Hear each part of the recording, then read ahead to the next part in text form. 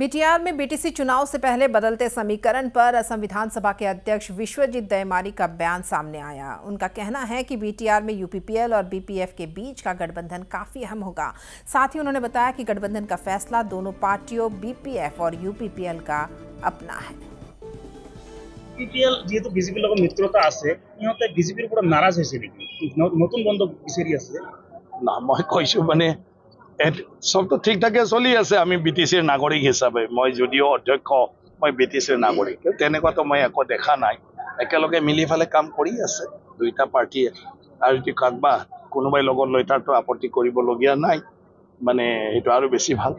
যিখিনি মানে চলি আছে এইটো ৰাজনৈতিক দলবিলাকৰ কাৰণে এটা নৰ্মেল ৰুটিন।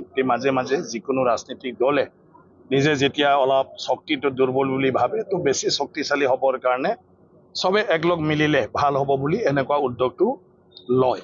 গতিকে তেনেকুৱা এটা ভৱিষ্যত এটা লক্ষ্য ৰাখি গতিকে বিপিএফ আৰু ইউপিপিএলটো শক্তিশালী কৰিবৰ কাৰণে মিলিবলৈ বিটিসি ইলেকশ্যন অহাৰ বাবে সেইবিলাকতো চলি আছে।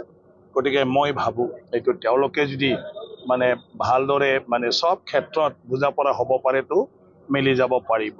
সিট শেয়াৰিংটো সবতকৈ ডাঙৰ কথা যে নিজৰ নিজৰ পাৰ্টিৰ কাৰ্যকৰ্তাক বুজাব পাৰিব লাগিব। এতিয়া সেইটো মিলাব পাৰিলে মই ভাবো একো সমস্যা নাই। এতিয়া প্ৰথম বাই ইলেকশ্যন আহিছে মানে সিডলিত। গতিকে দুইটা পাৰ্টিয়ে এটা হ'লে আমি ভাল পাওঁ কাৰণ যিহেতু তাত একেলগে আছে সহজভাৱে তাত ইলেকশ্যনটো পাৰ হৈ যাব জিকি যাব।